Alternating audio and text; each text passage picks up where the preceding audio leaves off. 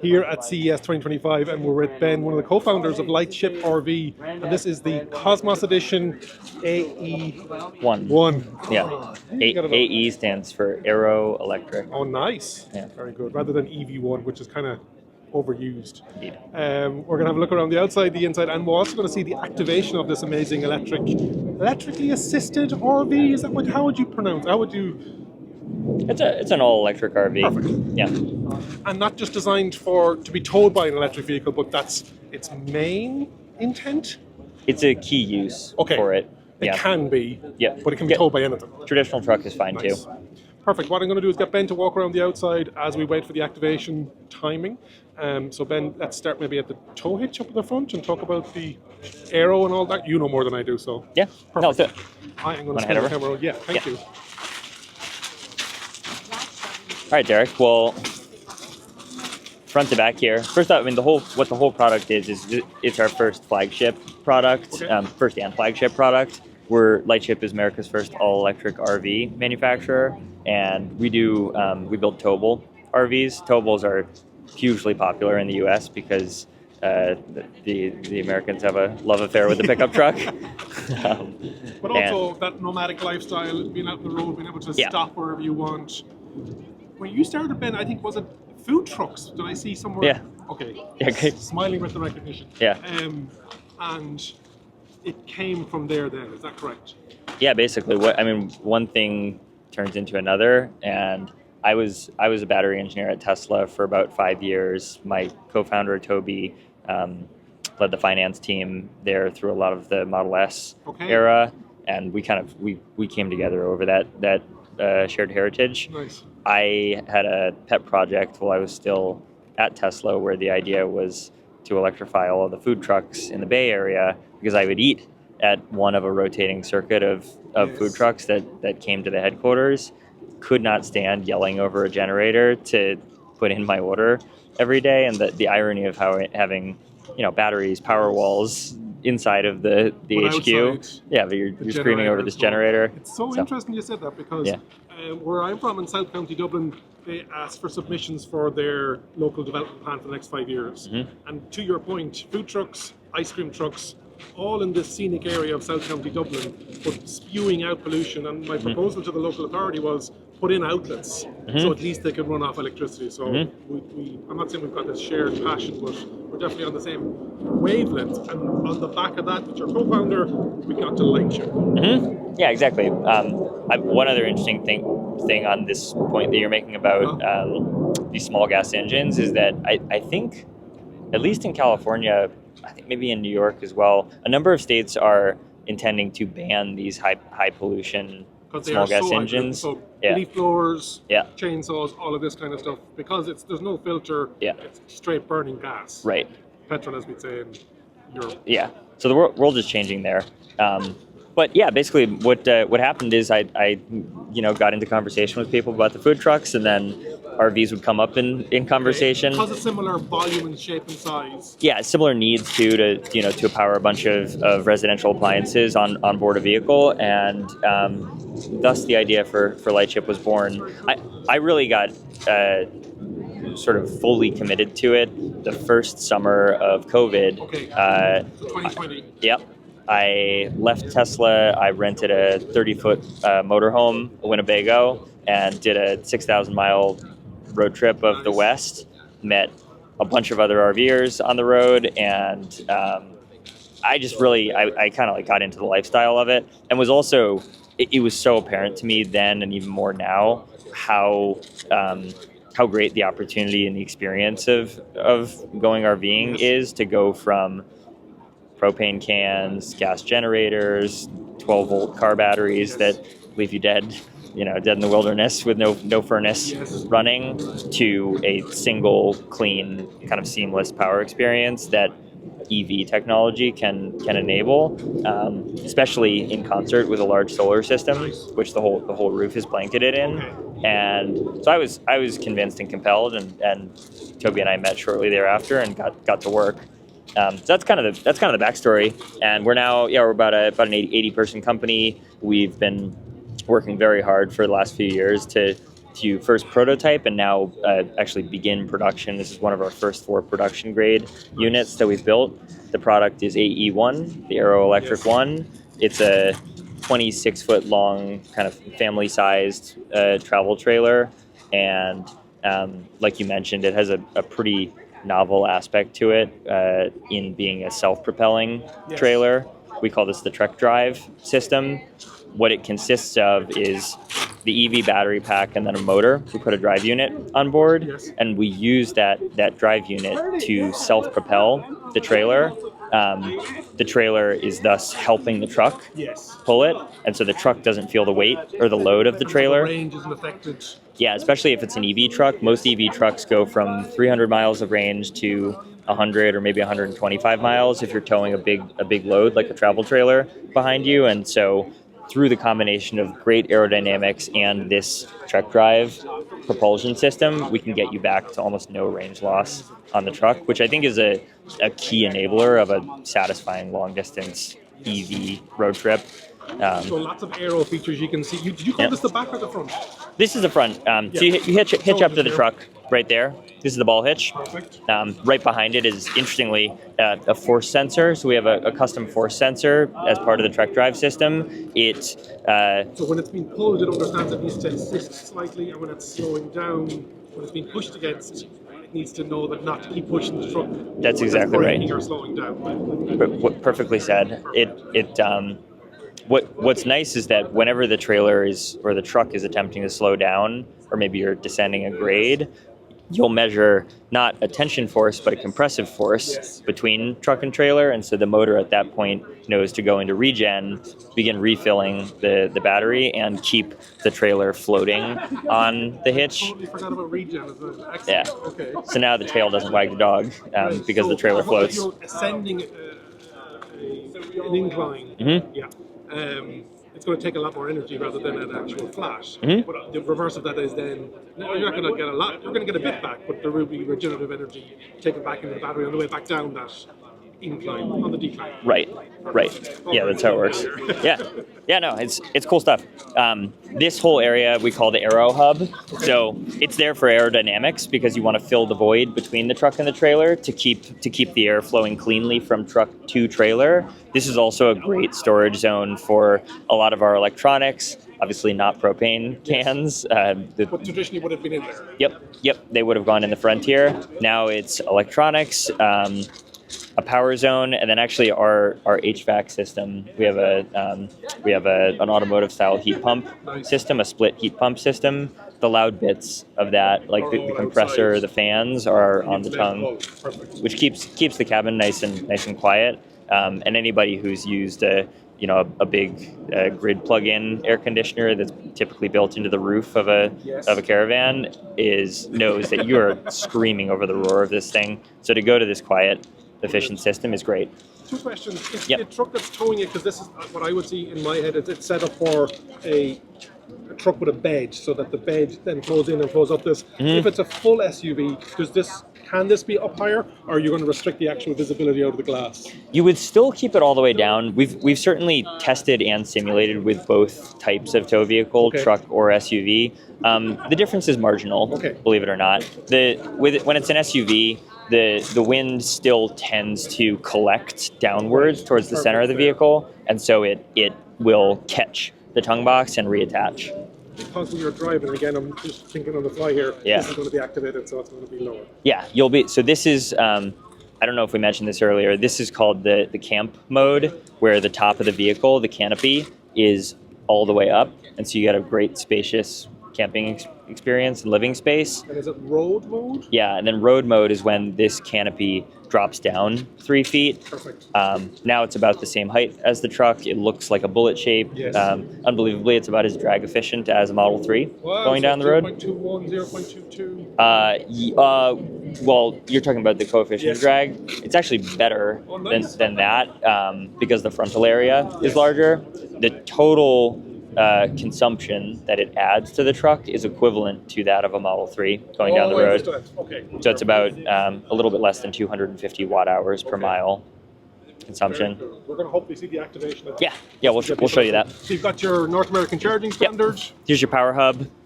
Power in, so you can level 1, 2, or 3 charge the trailer. Meaning you can fast charge it at the same time as your truck. Power takeoff zone, so you can pull 240 volt, about 10 kilowatts of power off. This is great not only for when you're on the road and maybe you want to top up your EV with it or charge your toys. You can also use this at home, off the road, to power your home in the case of a blackout. Combination of a lot of generation, something like 6 power walls of energy, and then a 10 kilowatt output is enough to be really a very capable home solar system. And over time, we're thinking of it as maybe a power security feature for starters, if the grid goes down. But I think we're going to get deep into the energy services side of this and begin to do things like peak shaving, potentially even use this as an asset that's part of a larger distributed microgrid. Sometimes they call these virtual power plants.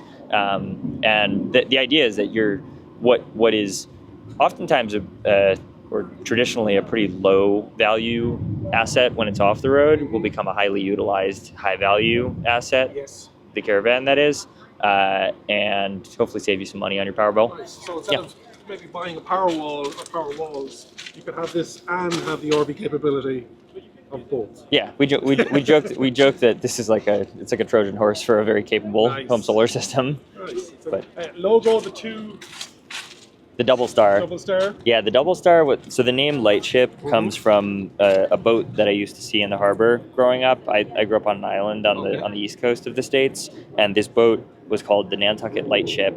It was, in effect, a floating lighthouse.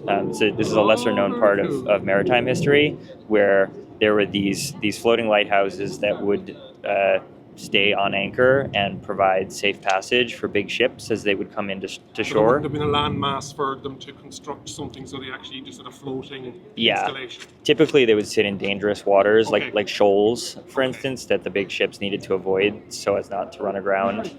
And so these stars are the lights of the Lightship. Very good. Yeah. Mast 1, Mast 2. Very good. Moving on back, got a big storage garage here. So this is a pass-through garage. Nice. I think for equivalency's sake, this is about as large as 3 gear tunnels in a Rivian R1T. Okay. So it's pretty cavernous space. Moving on back, you've got, this is all kind of the utility side of the vehicle. So wheel covers, fresh air intake. This is your dump site. So the black and gray water, you would dump from this zone right here. There's a hose inside that you pull out, and it's actually, this is a part of the experience I think we've cleaned up a lot. Now there are just 2 electronic valves. You hit one to flush one tank, hit the other, it flushes the other, and then move the hose back in. Most of the time, these hoses are built in to the usually the bumper of the vehicle. And you have to connect them by hand every time you go to dump. In this case, it's a subpar experience to put it lightly. Now we keep the hose always connected to the tanks, and all you do is pull it out, put it over the dump hole, flush one, flush the other. You can then flush out your black tank if you need to with some fresh water and retract. Again, because you lived with one during 2020, you know it's not just you're thinking about it. You've lived through it. That definitely helped, and all of us do a lot of RVing. We have a more of an internal company program that we call the Light Trip program, and the idea is that every employee of Lightship gets a stipend, an annual stipend to use for an RV trip, and it's a fun benefit. It's also a way that many of us get to go out and dog food the products, so to speak. And we've had a bunch of ideas just from the good, the bad, and the ugly that's happened out there. Nice kind of automotive styling on the rear end. You can see we have a camera system there, so it's a 270-degree view. We call it the lookout camera system, and it's especially helpful if you're up in the truck and needing to back up the trailer. Because you can see everything that's around it, and that backing up a big trailer like this is traditionally one of the most challenging aspects of using it, and so to have good visibility in the cab gives peace of mind. And you can see that boat, or teardrop, the fact that it narrows back in just to get the air off the vehicle as quick as possible. That's right. Every side. Okay, so it tapers. Every side is boat tailed, so that this rear footprint minimizes the area and cuts the flow cleanly to keep for a relatively small wake. Good for aero. Let's see. Move around here. Maybe it's time to go in. Shall we? Oh, yeah. Perfect. And we can bring it down into road mode at the very end. You guys mind if we pop up in? You can go first, Eric. I'll let you go first, right? Okay. The sets are attached inside the door. Yep, they flip right up. So this whole kick plate flips up. Appreciate it. Where do you want to start? At the front? Everywhere. I think the visibility, the airiness of the whole place. I'm going to step back it's yeah. The fact that you've got the 10 foot. The whole vehicle height is 10 feet. In here, it's about 7.5 feet. So it's close to a residential feel, which is very unique in a travel trailer. But you've got around the topmost corner of the vehicle, you can see skylights. I'm not sure what terminology. Yeah, the horseshoe windows. This is really great for stargazing because this whole switchback lounge area opens up to form a slightly larger than queen-sized bed. Nice. And the bedding is already contained between the layers there, so you open it and the bed is pre-made. Nice. The sleepers' heads go at the top here, and so you can look right up at a starry night sky. Very cool. Which I think is beautiful. Beautiful. It's a 4-berth at the moment, is that correct? Yep. So two here. This dining table converts down. Okay. Slides down. Telescopic element of it underneath Yep. the table here. Telescope's there, and then there's a set of extra nice. cushions. Perfect. Bedding cushions there. So it makes it then level with that seat. That's right. And we'll have some future trim levels where you can even option up to a six Yes, setup. I saw that in another video, and you're thinking maybe is it like above? Mm-hmm. It'll be a drop down bed, a lofted bed. We find four is enough for most, but sometimes if it's a family with 3 or 4 kids, they'll go for extra. Okay, so moving into the living area. Yeah, so bedroom lounge, dining area. All of this is a storage console down the length here. So you've got four pretty big bins, well lit, with some extra space for magazines or books or what have you. Excellent. And that goes the length. Wireless charging pad here. We have some really nice sustainable material choices throughout. So this incorporates I think it's called Nike Regrind. Okay. It's a old Nike shoe outsoles that get mixed with a cork material. Cool. Much of the fabric that you see here, this bottom is a mixture of recycled PET plastic and wool, sheep's wool. The top is mostly just recycled PET. And so sustainability is a factor as well. It's not just about manufacturing something brand new, but it's the circular economy, it's the full product lifestyle. Is it recycled? Can it be recycled? Etc. etc.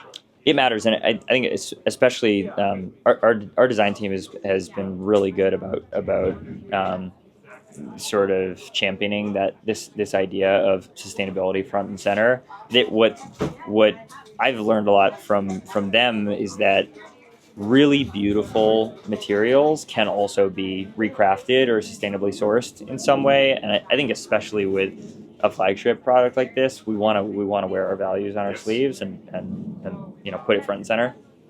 Not just storage underneath the counter, you've got overhead as well. Yeah, this is a cool system. These gear rails are part of a system we call the Cargo Craft system. It's a flexible storage system.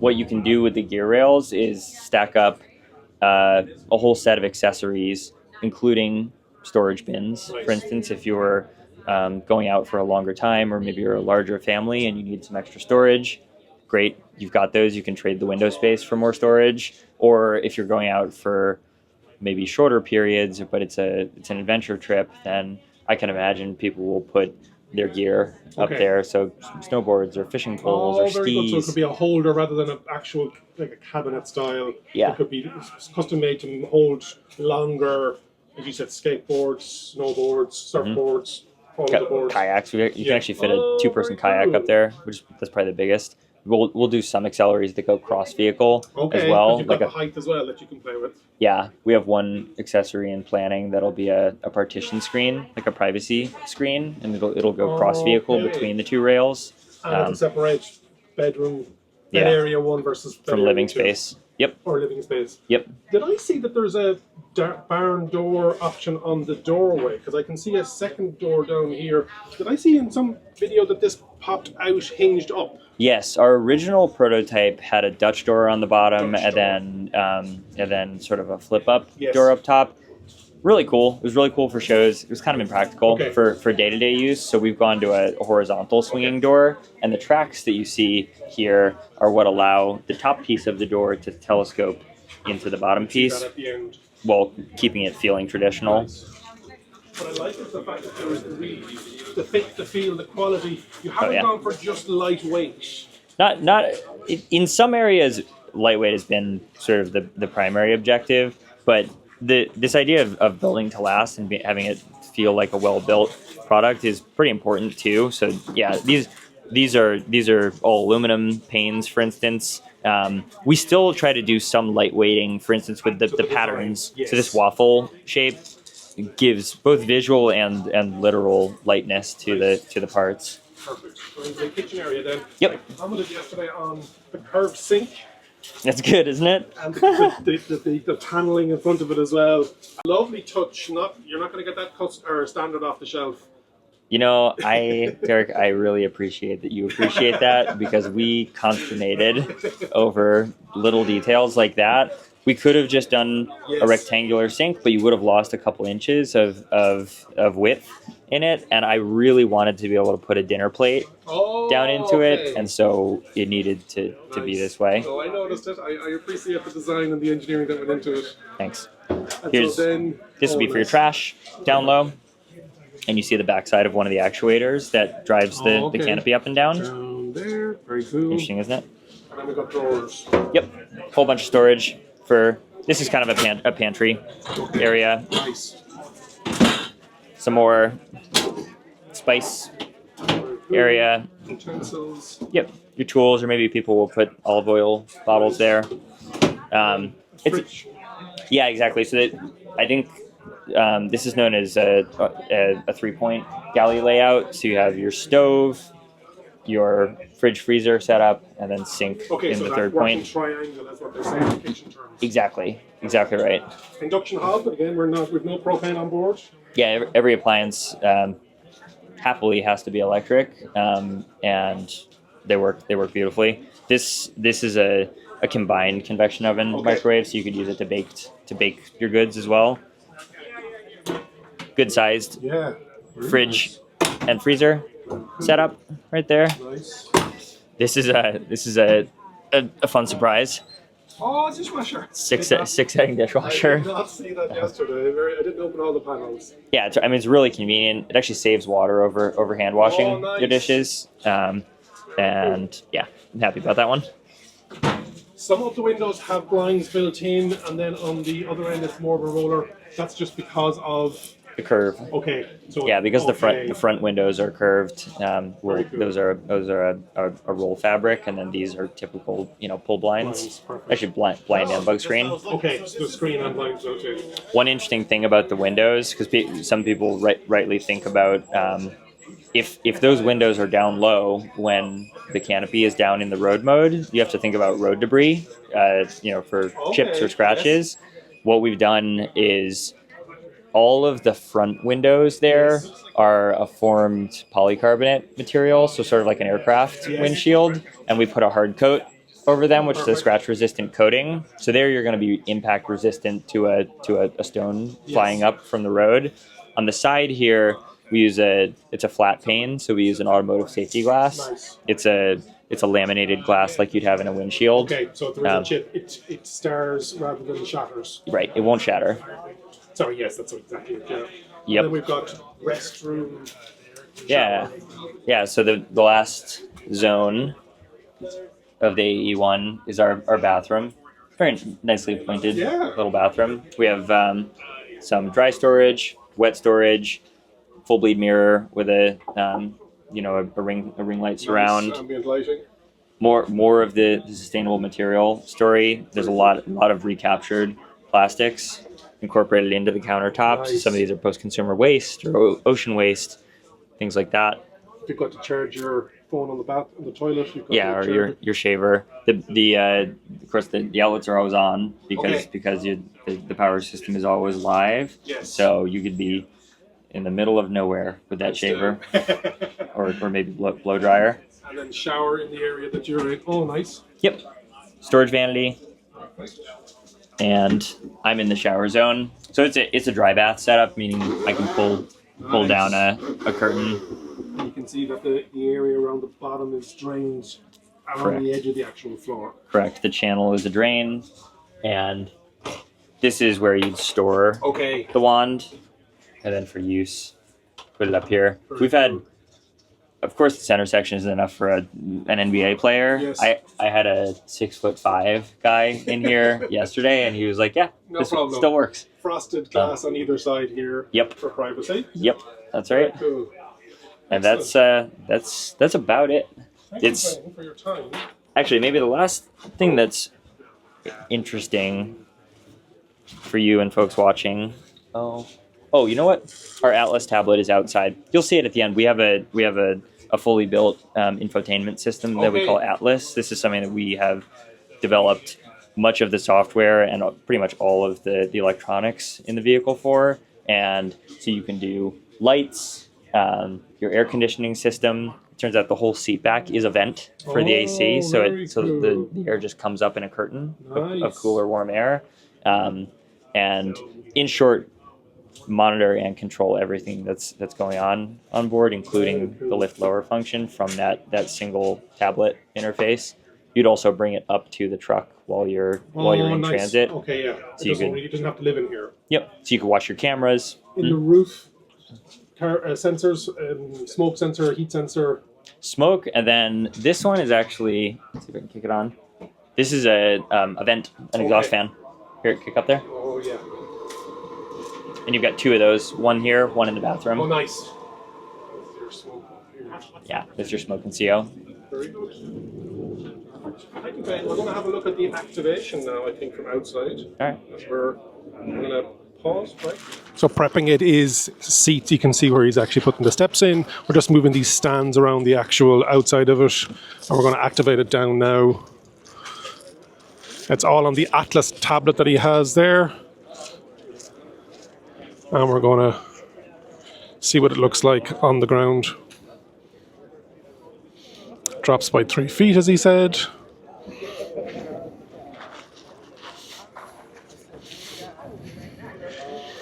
Okay, we can hear it coming out. Here we go. And so, slow and steady wins the race. This is in real time. This isn't speeded up or slowed down. And so, a smart way of doing it so that it becomes more aero and more energy efficient. Hopefully you've enjoyed that look around the Lightship AE1 Cosmos Edition. Thank you to Ben and the team and Reilly for giving me the opportunity to interview and to actually run through all of the features at CES 2025. If you're interested in more electric vehicle content, make sure you subscribe to the channel, hit the like button, share the video, and remember, if you think an EV is for you, leave it to me and I'll review. Just getting all of that out of the way before this lowers all the way down. Oh yeah, very cool.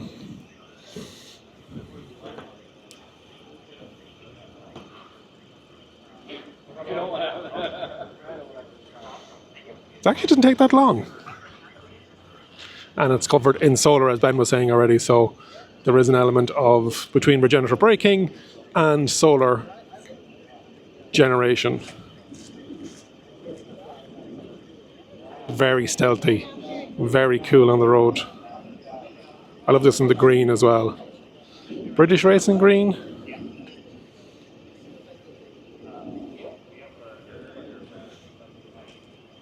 Nice. And you can see how the ramp on the actual, the angle of the is there perfect there now. And so that drag coefficient, that turbulence. Very nice.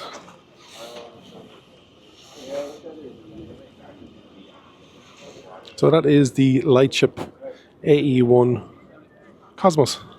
Thanks for your time. This is what it looks like on the rear as it's down.